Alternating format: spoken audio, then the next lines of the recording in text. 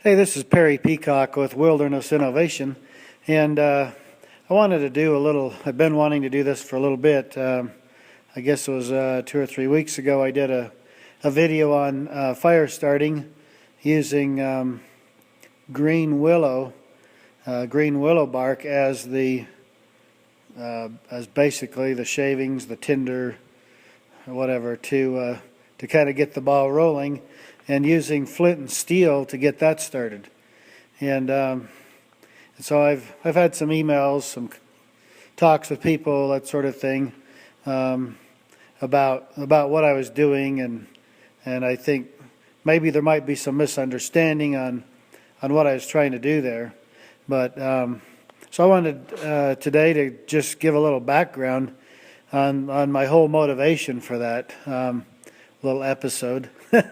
and it's actually kind of an ongoing thing, because once I tell you a little more of the backstory, why, you might understand why. I've been kind of interested, I guess, lately in reading, studying up on my ancestors, my family, my kind of my heritage and that sort of thing. And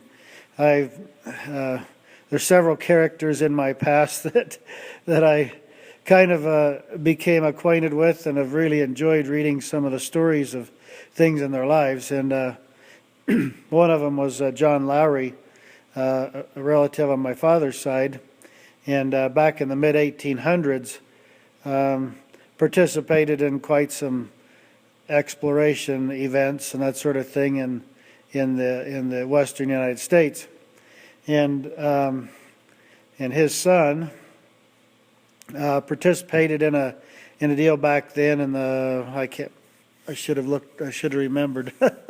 My brain's a little fried up or whatever. But 1848 or something like that, 49. Went on participated with a company of about 50 men on a exploration party where they were surveying part of a route and part of an area for settlement of towns, that sort of thing, going from in the Utah area down towards Southern California. And so the portion of his expedition, they were involved in going from central Utah down to southern Utah in the southern southwestern corner right there. And so they were surveying that area, and they did all this in the wintertime because, well, in the summer they're busy building houses, building towns, farming, cattle, all that sort of thing. So, the wintertime's the only time they really had to go exploring. When I first started studying this, it seemed kind of weird, like, why do these guys always go do this stuff like in December and January and February when it's like 10, 20, 30 below zero or something in deep snow? And it would be so much easier in the summer. And then I got to thinking, well, they had to provide for the family, so all summer long that was devoted to the farm and the cattle and all that sort of thing, adding on to the house, whatever. So, they did what they could. So that's why some of their explorations were a lot tougher than a lot of things we do nowadays, because they had to do it in the adverse weather. But anyway, on this particular expedition, and this is kind of giving a little background of why I did that video on Green Willow Fire starting with flint and steel. They did their exploration. They started about mid-December, and the thing ended about mid-February. And on their way back towards their settlements, their towns, that sort of thing, they got about 3/4 of the way back, and a big blizzard and storm came up. The temperatures dropped. They got like 3 feet of snow and blowing wind and drifts and everything. And their wagons and teams, they were just bogged down. They just couldn't make any progress. So they were kind of stranded. They're trying to make some attempts to get out, and they could make way a little with the horses stomping through, but they couldn't bring the wagons and stuff with all their supplies. So, they kind of hung out a little bit, trying to figure things out. They actually made some temporary dugout cabins and such that they made in some creek banks. That kind of gave them like a kind of a back wall and that sort of thing that they could build against and get them out of the weather. And they started seeing that their supplies of food and such were kind of dwindling, and the resources, they'd already been gone for 2 months, and so they knew something had to be done, because this winter weather was kind of continuing on, wasn't relenting much. So part of the group decided to go on about 150 miles or so north on their horses, try to stomp their way through to get to that was like the nearest little town. It wasn't even a town, there was only a little fort. And they try to get in there and get up a little rescue party to come back with some supplies and to kind of help break them free and get the wagons out and all that sort of thing.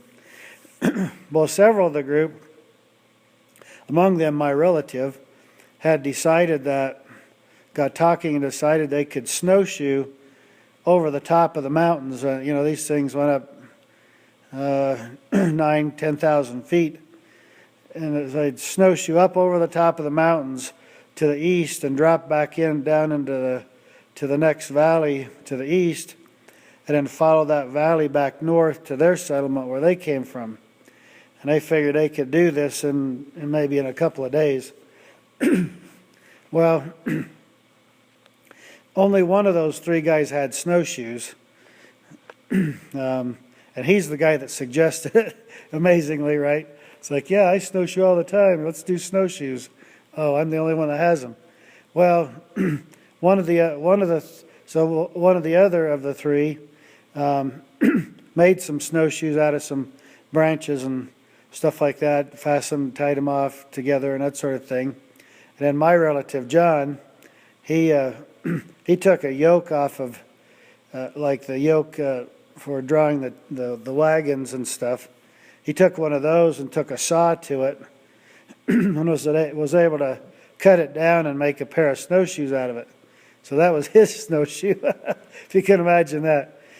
So they take off up this canyon, and there's places that's so steep, they're talking about, having two guys lift one guy up to the next higher level, and then those two guys, and then getting the next guy up, and those two guys pulling the last guy up, and they really had a time getting up, and of course deep snow and all that besides.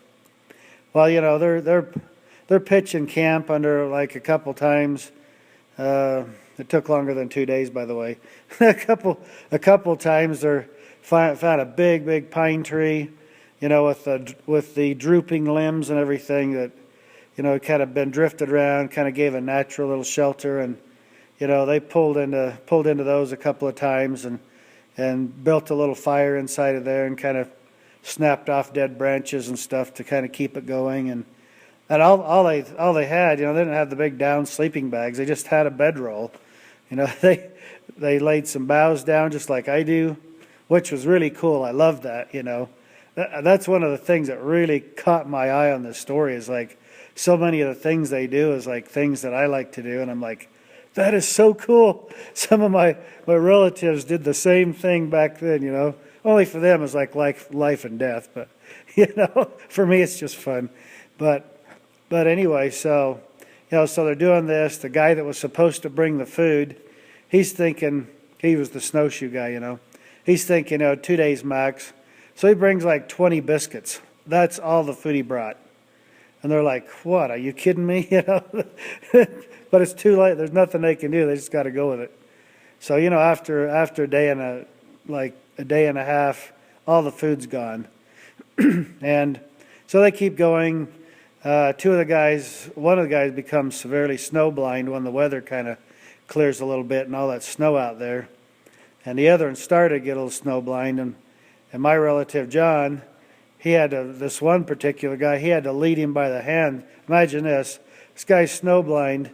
John's leading him by the hand and tell him, there's there's a big drop right here, so watch that, trying to tell him, guide him and tell him, and they're going all day long, snowshoeing, all day long snowshoeing.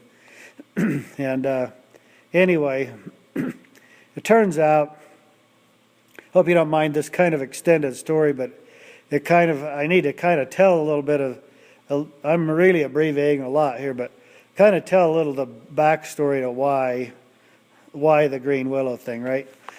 So anyway, they get down, they finally get to a spot, they make camp. This is like day 3, and so almost 2 days without food, and temperatures at that point had been going well below zero, 10, 20 below zero at times, and anyway, but so they're going along. John, he's making camp. He's the youngest of the three people, and he didn't have a family yet or anything, so the other guys did. So he's making fire all the time. He's keeping the fire going all night long, so he's getting virtually no sleep. So he's into this like 3 days no sleep, and the other guys are getting sleep, but they're getting worn down because they're not. This is a little, snowshoeing's cool and everything, but when you've had just a sudden snowstorm of 3 feet of snow, and you're going up over a mountain range and back down the other side in a breaking trail all the way, there's no snow machines, getting you a little trail like a lot of the snowshoeing is nowadays. And, and these guys are getting exhausted, no food to eat, So anyway, they're in here and it's crazy. And they finally get out of the mountains, they get crossing down into the valley. They follow this spring on down. Then they get down to the bottom of the valley and they find they got to cross to the other side of the valley to get where they need to go. And all they've got in front of them is this river. And the river is not frozen yet, because the weather had been a little. It was still wintry, but it wasn't enough to freeze the river.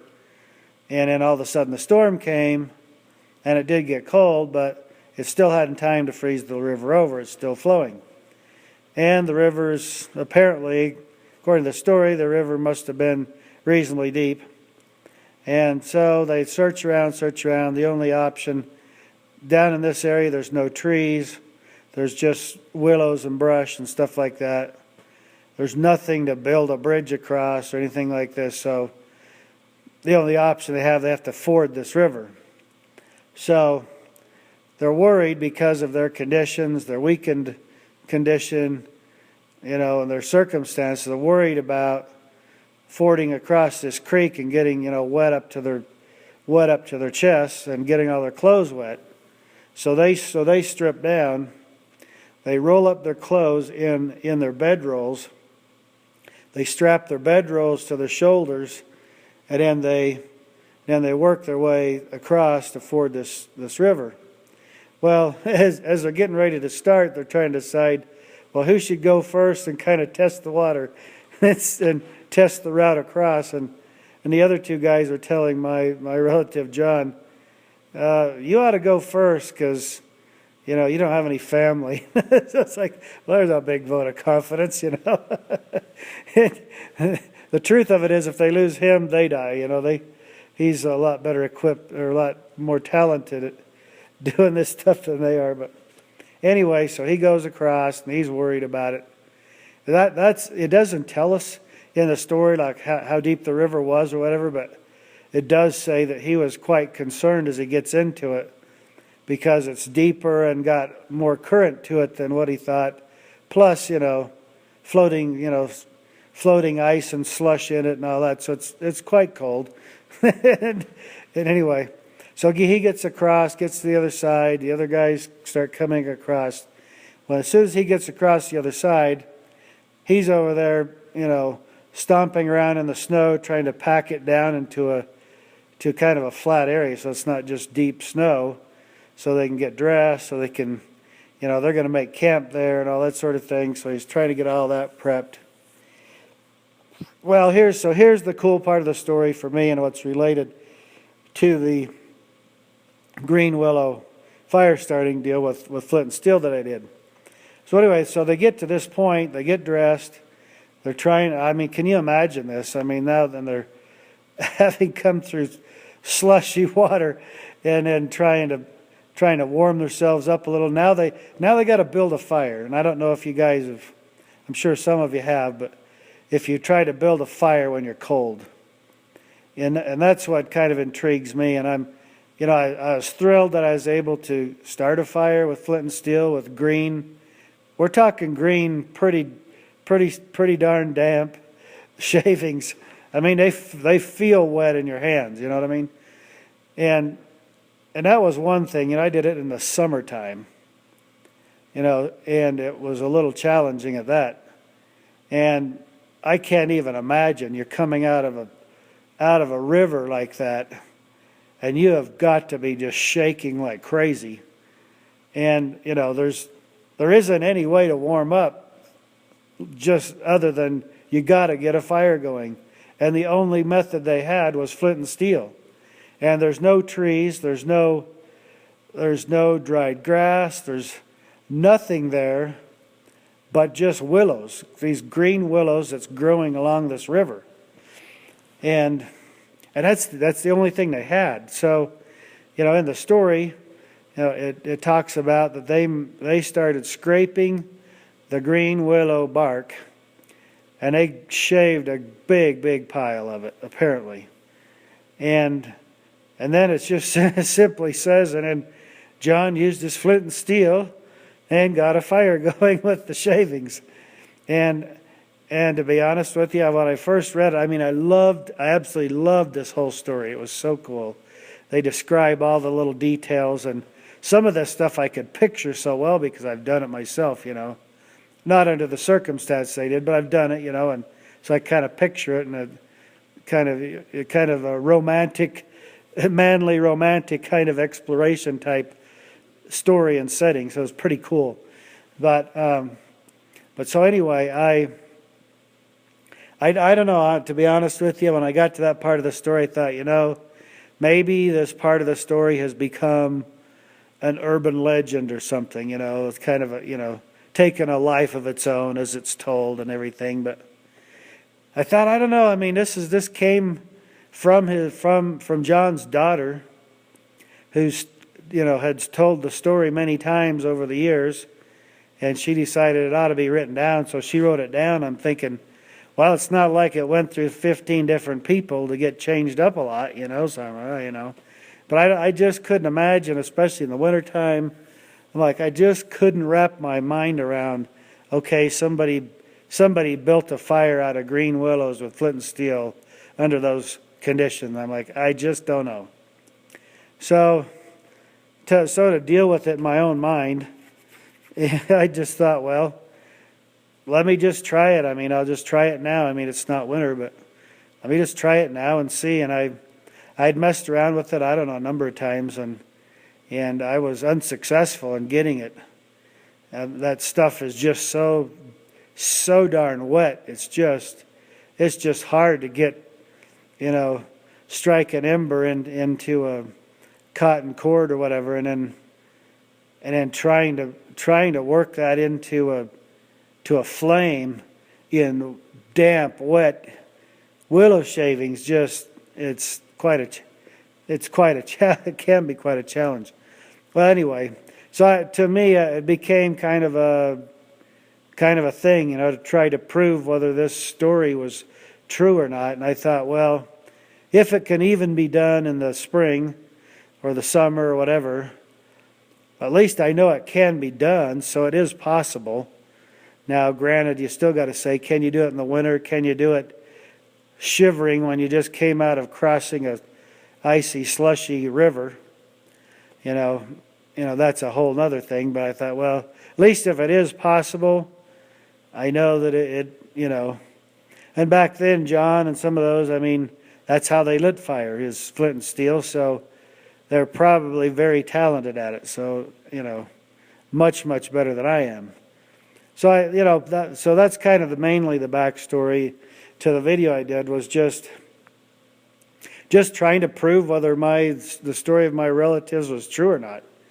And I'm pretty satisfied that it is, because I was able to do it, and I've actually learned some things since that video I did. I've learned some things and kind of figured out some tricks that make it even a little bit easier. But I'm just saying I believe that I believe the story is true, with the hundreds and hundreds of times, maybe thousands of times, that John might have built fire of flint and steel. I'm sure that he became very, very talented at it in his lifetime. So I think it was possible. I don't think it was easy. Even as skilled as he probably was, I think that was terribly difficult. I've done some water crossings, and I've submerged myself many times, a number of times in a river or a lake in the wintertime through the ice. And I know, it doesn't take very long of being in there and then getting out in that kind of circumstance and then saying, okay, now I'm going to build a fire. You know what I mean? That's going to be tough. Your coordination's going to be off. You're shivering. It's going to be a tough deal, but I believe that it can be done. So kind of in answer to some people's question, I'm really not trying to prove anything to anybody, to be honest with you. I was really trying to prove something to myself, and that is my ancestor's story of what he did. And so that's really the reason. And so I wasn't trying to, comply with any kind of whatever somebody might call a true flint and steel fire or whatever. It's totally based on that story, and and the methods that, as close as I could come to what they might have used, and that sort of thing. And so that's why I did it, and it was very exciting to do. I was very elated, actually, when it was successful. I had come very close to making it half a dozen times, and every time I'd just get almost there and it'd disappear. And I learned some things in the process of dealing with that wet bark, wet shavings from the willow. And but anyway, so that's the deal. That's the backstory. That's why I did it. And I plan on experimenting with it even more. And I'm going to try it this coming winter, just in cold conditions at first, and just see how it goes. And then, if I get a reasonable chance or something, I might try submerging myself or something, and try it in that instance and see what it's like then. So I don't know. We'll just see what happens. But anyway, now you know the backstory. It might be I don't know if it's boring to you or whatever, but it's an exciting story. Reading all the details of it, I may wind up publishing it as a short story in a blog or something, just so everybody can get a little more of the flavor of it, because I really loved the story. It was really cool. But anyway, so that's why I did the video on the Green Willow Fire, starting with flint and steel. Now you know what the whole backstory is and what my intention was, and kind of going forward what I want to do in the future. So anyway, well, have a great day. Enjoy your time in the outdoors, like I always do. Experiment around here and there, kind of like I'm playing with this deal with the fire making, and have a good time. Enjoy yourself. Expand your talents. Check things out. Have a good time. Be safe. Perry Peacock, Wilderness Innovation. Have a great day.